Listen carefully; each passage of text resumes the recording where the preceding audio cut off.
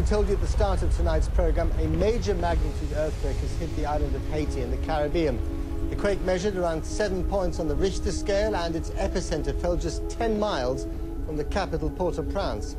Haiti's ambassador to the U.S. has described the event as a catastrophe of major proportions. So far, we have no information regarding the casualties. The war is coming to an end! It was a big earthquake. It lasted like 15 seconds, I think. Probably the most devastating humanitarian crisis that Hillary Clinton faced during her tenure at the State Department was the tragic earthquake in Haiti. It happened in January of 2010, and literally in a matter of seconds, 250,000 people were estimated to have died, and a large portion of the Haitian infrastructure and economy was just decimated. It was a crisis on a massive scale. The United States is offering our full assistance to Haiti and to others in the region. We will be providing both civilian and military disaster relief and humanitarian assistance, and our prayers are with the people who have suffered, their families, and their loved ones. In the days and weeks that followed the earthquake in January of 2010, Hillary Clinton made visits to Haiti. And here's the latest on Haiti. U.S. Secretary of State Hillary Clinton arrived in Port-au-Prince just about an hour ago. She is the highest-ranking U.S. official in Haiti right now since Tuesday's earthquake. She's meeting with Haitian leaders and international officials to discuss the rescue and relief efforts. In fact, on her first visit, which occurred days after the earthquake, they literally had to stop traffic going in to the airport at Port-au-Prince. There, of course, were relief supplies that were being flown in, but that traffic was stopped so the Secretary of State could come and assess the damage. There is a perception, and there have been complaints or reports of bottlenecks, that there's a lot of aid coming in, but it's very hard to get it out to the people who need it. That's just not true. The aid is coming in, we're getting it out, there's just not enough of it yet.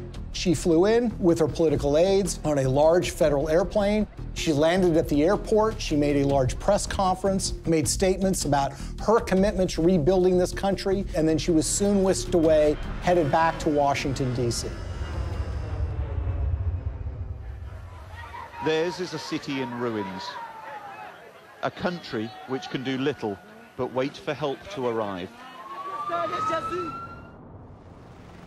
The international community responded in the way that you would expect it to. That is, large amounts of money were committed, up to $13 billion from international relief organizations. And of course, you had the official role of the State Department, which would be point on U.S. taxpayer dollars going to Haiti for the purposes of relief. I want to assure the people of Haiti that the United States is a friend, a partner, and a supporter. Hillary Clinton's State Department would oversee the reconstruction effort, with Chief of Staff Cheryl Mills responsible for the allocation of U.S. tax dollars through USAID. And Bill Clinton, already appointed Special Envoy to Haiti for the United Nations, was named co-chair of the Interim Haiti Recovery Commission, along with a former Haitian Prime Minister. I hope that it will be rebuilt in a much stronger and more sustainable way, and I think the Haitians want that. So this was clearly a Clinton operation from the beginning. Now, the Haitians had their own ideas about how best to rebuild their country. They wanted new roads.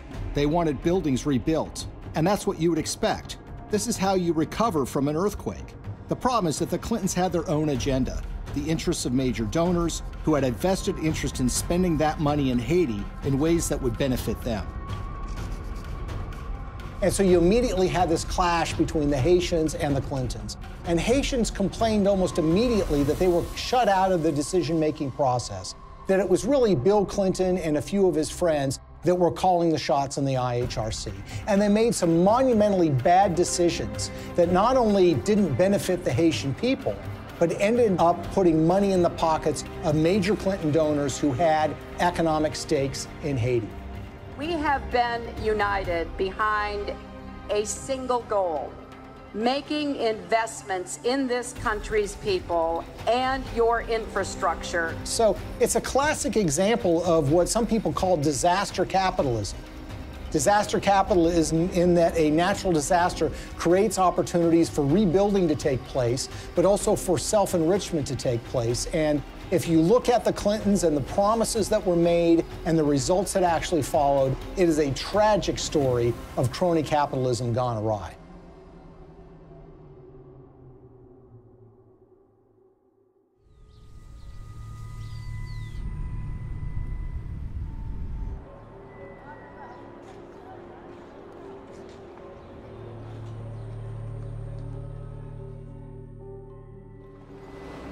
The single largest relief project that the United States committed taxpayer dollars to, $124 million to be exact, was a project called Caracol, a textile factory that was built in the northern part of the country that was supposed to create some 60,000 jobs and was supposed to create tremendous economic growth.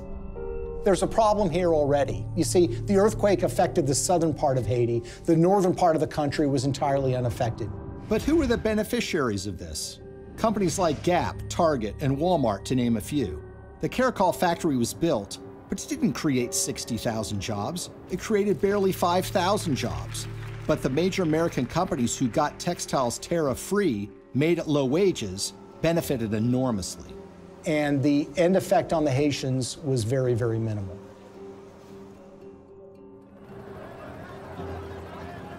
If you look at some of the infrastructure projects that were undertaken, the Clintons had very grand plans to build large tracts of homes, and there were contractors that were selected for those projects. Sometimes the contractors had experience, sometimes they did not. There's one company in Florida that spent $1 million getting equipment into Haiti. They had experience in disaster relief, but according to the owners of that company, they only made a small donation to the Clinton Foundation. And guess what? They didn't get any relief contracts. On the other hand, the contractors who did win the awards were given the opportunity to build homes, and in some instances were supposed to build tens of thousands of homes for Haitians. They ended up building a fraction of that. For instance, the New Settlements program was supposed to build 15,000 homes for $53 million. Instead, it built 2,600 homes, less than a quarter of the original estimate, for $90 million, or $47 million over budget. And they got away with it. So you had contracts going to these relief organizations that were also involved with the Clinton Global Initiative. And you had this one organization, Dahlberg, that was supposed to do an assessment for relocating people that suffered from the earthquake. They determined that people should be moved to a site that happened to be on a cliff that was highly unstable. USAID's Inspector General reviewed Dahlberg's recommendations and found them basically unusable. One member of the USAID shelter team was quoted by Rolling Stone magazine as saying that the recommendations were so bad, it looked like the team never even got out of their SUVs. Another person said that only one of the people that was sent to Haiti by Dahlberg actually spoke French.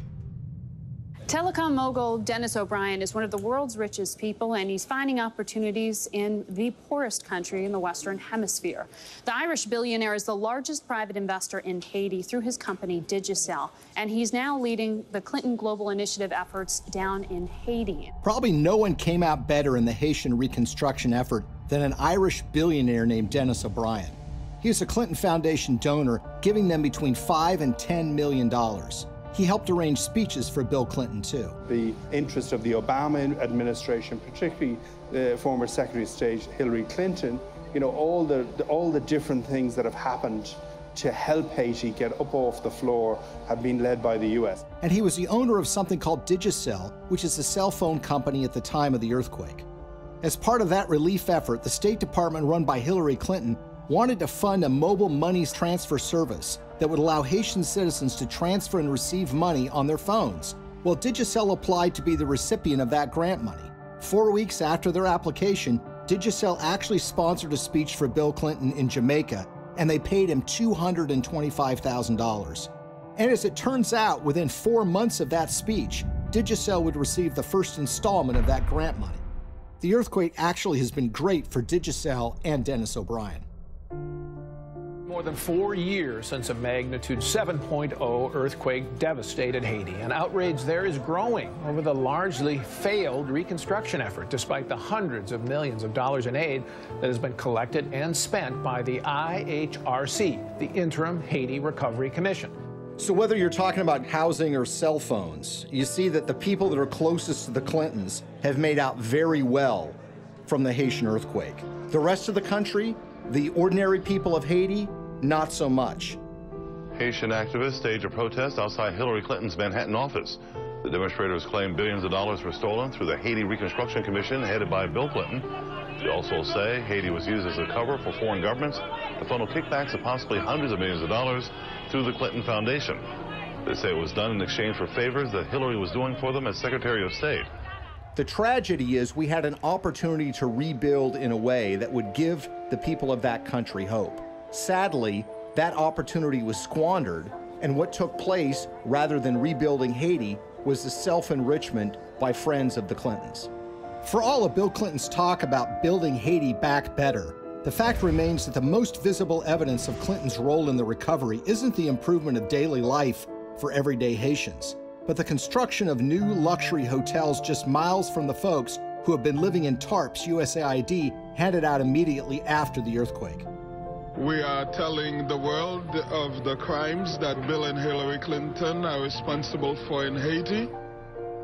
But while the world eventually lost interest in Haiti's recovery, the influence and connections afforded to donors from the Clinton Foundation appear to have been lessons learned by others. So how much do connections to the Clintons matter when you're talking about Haiti? Consider the case of gold mining. The government of Haiti had not granted a gold mining concession in 50 years. They decided to do so during the reconstruction of their country, which was being overseen by Bill and Hillary Clinton. What company did they select to get this gold mining permit? A company called VCS Mining.